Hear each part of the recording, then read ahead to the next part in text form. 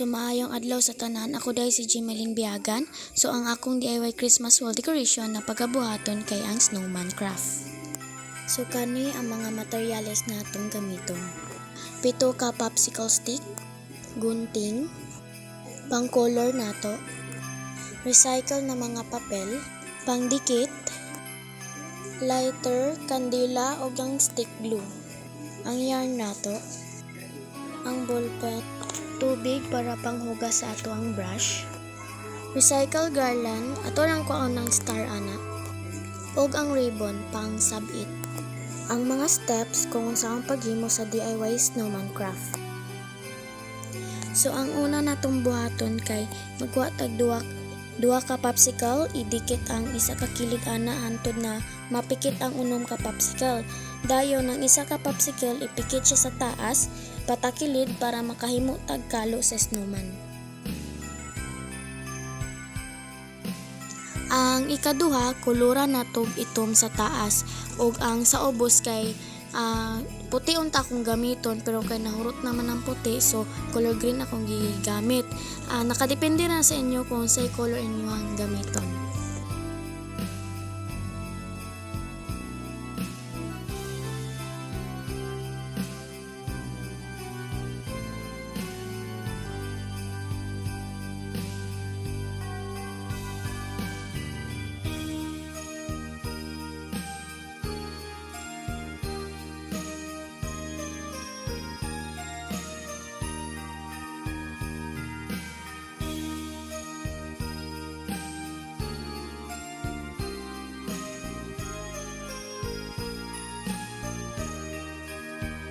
Ang ikatulo, magunting taglingin para sa mata, triangle sa ilong ug U na porma para sa bakba sa atong snowman.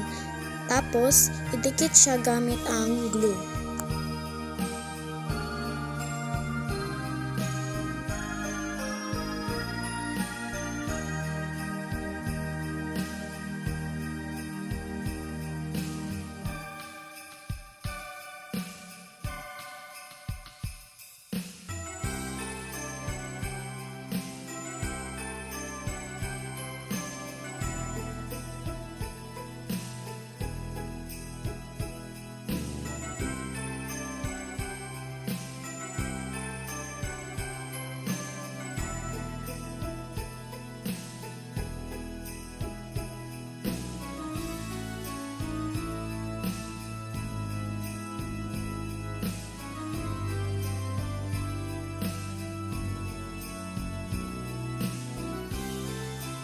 Ang ikaupat, magunting tagyan na sakto rasad sa katasun para sa atuang kalo sa snowman.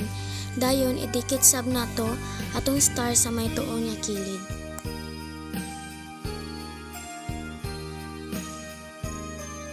Ang ikalima, idikit nato ato ang ribbon sa likod sa atong snowman para pangbitay.